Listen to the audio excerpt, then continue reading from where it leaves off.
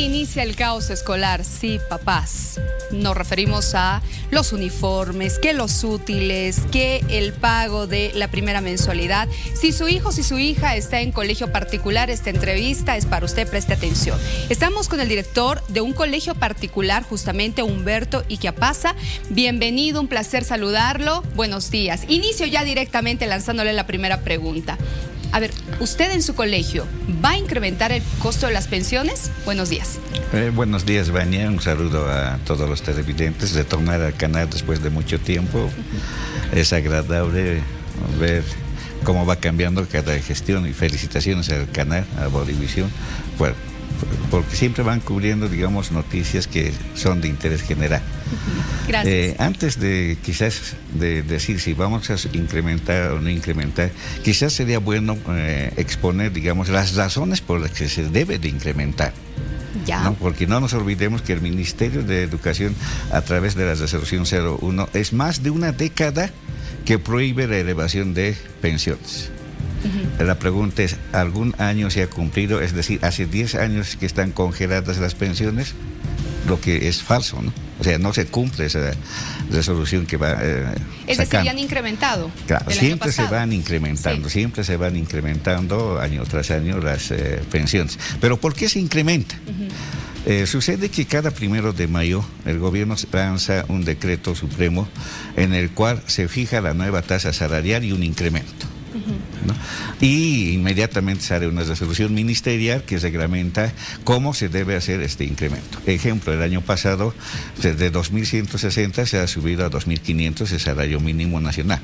Eso significa que hay un incremento de más del 5% a la masa salarial, que están obligados a cumplir todos los empleadores. Y en este caso los colegios particulares tienen empleados que dependen, digamos, están dentro de eso. Aparte que se debe pagar la gestora, hay que pagar la caja, hay que pagar el IVA y otras obligaciones que se van cumpliendo. Entonces, para fijar esto, ¿qué hace el gobierno? Se basa en lo que se llama el índice de inflación. ¿Quién saca el índice de inflación? El Banco Central y el INE. El Banco Central, en su reporte al 30 de noviembre, que si lo pueden enfocar, bien, establece que al sábado 30 de noviembre la tasa de inflación acumulada en la gestión 24 es de 9.51%. A diciembre, con seguridad que vamos a estar hablando de un 10%, de una tasa de inflación que reconoce el gobierno, pero no reconoce el Ministerio de Educación. Porque el Ministerio, en este caso el Banco Central, este informe que le estoy dando, es un reporte estatal. Pero en la realidad no ocurre eso. La inflación ha superado en algunos casos hasta el 200 y hasta el 300%, en especial en bienes importados. Entonces, esta es una razón por la que sí o sí se tiene que subir las pensiones escolares y no aparecer, digamos, que decir, no, están congeladas. Nada está congelado en el país, en especial en este momento en que el Banco Central no dispone pues de dólares menos el Estado. Ahora, director, pero este incremento que ustedes hacen cada año, ¿quién lo define? ¿El porcentaje o es que cada colegio determina cuánto va a subir? Por lo general se consensúa con el padre de familia. Es consensuado, es un acuerdo que se entra con el padre de familia dentro de los parámetros que va a establecer, digamos, el gobierno. Ahí le hago un paréntesis, porque en muchos casos los papás llegan a la unidad educativa y ya tienen el documento con el porcentaje establecido, o simplemente te indican de que en el mes de mayo se va a hacer justamente el incremento por el incremento salarial también. Entonces, ¿de qué consenso estamos hablando? ¿Perdón? ¿De qué consenso hablamos? Usted en su colegio por lo menos lo hace. En el colegio sí. Lo que se hace el consenso es, esta va a ser más o menos, o se dice, o esperamos el 1 de mayo o establecemos ya un incremento, un Bien. Acuerdo de partes. Bien. Y el acuerdo de partes está basado, digamos, en el Código Civil. Cuando hay un acuerdo, un consensuado de partes, pues eso se hace ley entre partes. Claro, ¿no? O sea, siempre y cuando no contradiga las normas que están, digamos, por encima de ese acuerdo. Claro, o firmas el contrato, el contrato, o caso contrario no inscribes a tu hijo. ¿Ese es el consenso, director? El consenso está en el monto de pago. Bien. Ahora, no nos olvidemos que muchos padres de familia, por la crisis, en especial el 2020, por la crisis económica que estamos viviendo, han optado a acudir al colegio fiscal. Y eso ha hecho una base. Le voy a dar un dato. De acuerdo a las estadísticas que el Ministerio de Educación ha lanzado a la gestión 23, todavía no está subido en su página interés. Tengo aquí el dato. A ver. Solamente el 10% de los estudiantes a nivel nacional están en las unidades privadas. Es decir, de los 3 millones de estudiantes, redondeando las cifras, solo 300,000 están en unidades privadas. ¿Ese dato de qué año es? Este es del Ministerio, de la página del Ministerio de Educación. Es una página, una información que lo puede tener. Me llama mucho la atención este dato que usted nos brinda, porque estamos hablando solo del 10% de los estudiantes a nivel nacional que estarían en colegios particulares. Y que son discriminados por el Ministerio de Educación y por el gobierno. ¿Por qué discriminados? No tienen lo que se llama el bono Juancito Pinto. Bien. No tienen el desayuno escolar. Y hablamos de una igualdad donde decimos no a la discriminación, pero este 10% de estudiantes que están registrados en unidades privadas no goza de esos dos bonos. Bien, a ver, si un servicio privado, en este caso los establecimientos educativos privados, van a incrementar el costo de las pensiones, también en la calidad de educación, la calidad de sus servicios tiene que ser la mejor, tiene que ser óptima. ¿Qué están haciendo ustedes, por ejemplo, para arreglar las aulas, el mobiliario? Vania, le agradezco por la pregunta, ¿no? Porque el padre de familia busca calidad de educación. Exacto. Frente a la falta de esa calidad en la educación estatal. ¿Ya? El Ministerio de Educación se olvida de la calidad y el nivel que debe tener la educación estatal o fiscal, como lo decimos. Entonces acude el 10% de, vamos a decir, de padres, acuden a unidades privadas donde se garantice la calidad de formación del estudiante. Por ejemplo, en el colegio tenemos internet en cada hora, ¿ya? Tenemos conectado, en el momento en que nos digan clases virtuales, inmediatamente se conecta a nuestro sistema, a nuestra pantalla, y el estudiante puede conectarse desde su casa.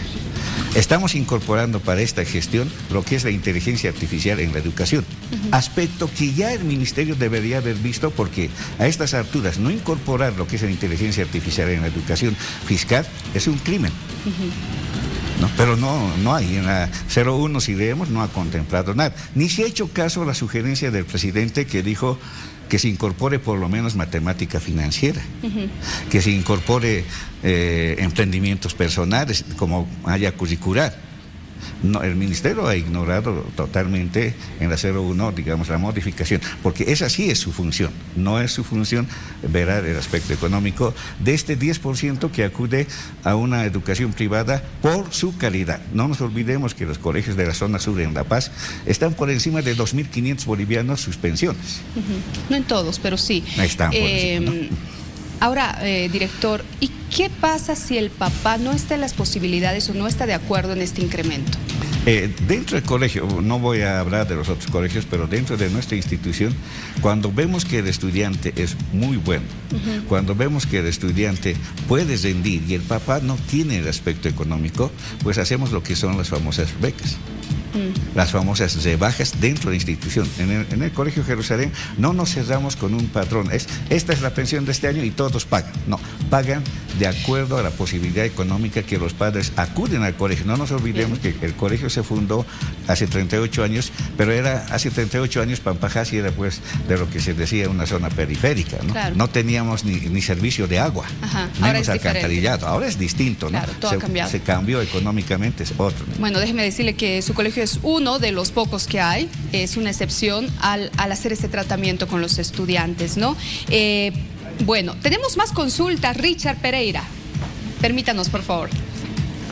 Bueno, yo quiero aprovechar, porque tiene que ver con el sistema de educación, y un tema que me llamó mucho la atención, que tiene que ver con los deportes. Me salgo totalmente de todo lo que ustedes estaban conversando, ¿no?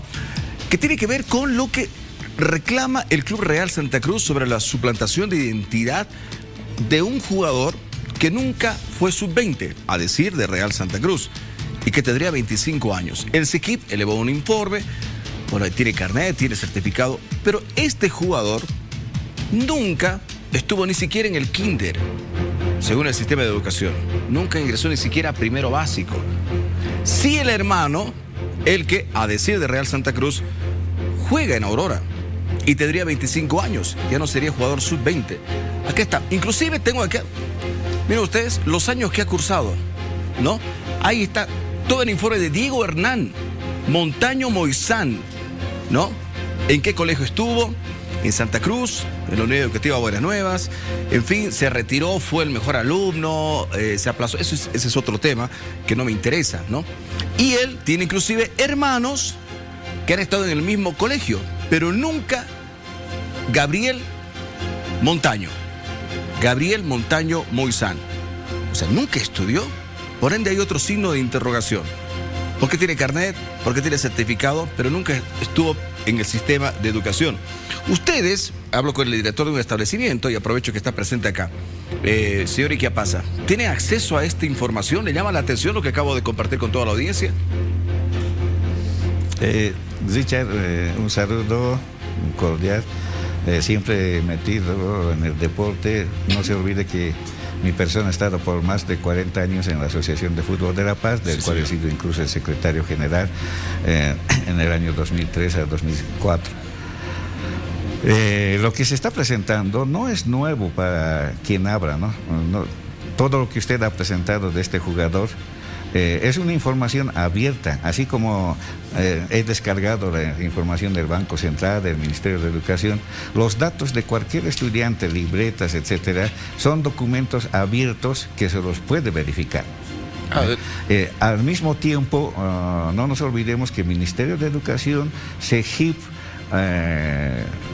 ¿qué se llama este corte electoral? Ministerio de Trabajo, Caja Nacional, ya han hecho su enlace, es decir, están enlazados con todos los datos. Y en este caso del jugador que usted acaba de presentar, por los datos estadísticos que ha presentado, no es nuevo, no es ninguna novedad para quien le habla, claro, para Humberto, que esto se presente. Ha sido constante desde que he estado relacionado con el fútbol, siempre ha sido constante la adulteración, primero de edades. Luego fue no solamente la adulteración de edades, fue la inscripción de jugadores con carnets, documentos totalmente falsos. Y en este caso, al parecer, por el informe del CEGIP, sí existe el jugador denunciado. Gabriel Montaño. Gabriel Montaño no estaría en el sistema de educación, no existe, claro, de acuerdo, pero sí a los datos que ha presentado, pero sí está el acusado, que tendría 25 años, ¿no? Que claro, no es sub-23. Claro. Entonces, esto se ha ido haciendo constantemente a través de documentos, como ser la obtención del certificado de nacimiento. Con el certificado de nacimiento se obtiene el carnet, y con el carnet y el certificado pues se hace la afiliación de un jugador en lo que es la Federación Boliviana de Fútbol. Habría que ver quién lo ha inscrito al jugador, porque con seguridad que no es el Aurora el que lo ha inscrito. Ha debido ser desde que estaba en una sub-15, sub-16. Nada raro que incluso haya participado en el campeonato sub-19, sub-15 que la federación, claro, organiza año tras año. Gracias por ese punto de vista, y sabemos y conocemos de su experiencia como dirigente, por eso es que aprovechaba la pregunta no solamente para hablar de educación. Claro, que tiene que ver con el jugador Gabriel Montaño. Para el que CEGIP existe, pero para el sistema de educación ni siquiera ingresó a primaria el jugador. Uno dice, bueno, mi hijo tiene que ingresar al colegio, al kinder, después ya en el transcurso de los años, si tiene el talento, se dedicará solamente al fútbol, pero eso es otra cosa, ¿no? Pero él, su hermano, el que dicen los de Real Santa Cruz, juega y tiene 25 años, sí estudió. Y aquí están justamente todos los datos de todos los cursos. Promovido, no incorporado, efectivo, que si se aplazó, en qué turno estaba, abandonó, en fin, son otros detalles esos, ¿no? Que tiene que ver con el tema educativo. Bueno, y sigue el problema. El campeonato 2024, yo les digo, todavía no ha terminado. Estamos a puertas de arrancar una nueva temporada, pero todavía quedan las secuelas del campeonato anterior. Fue todo en la cancha por ahora.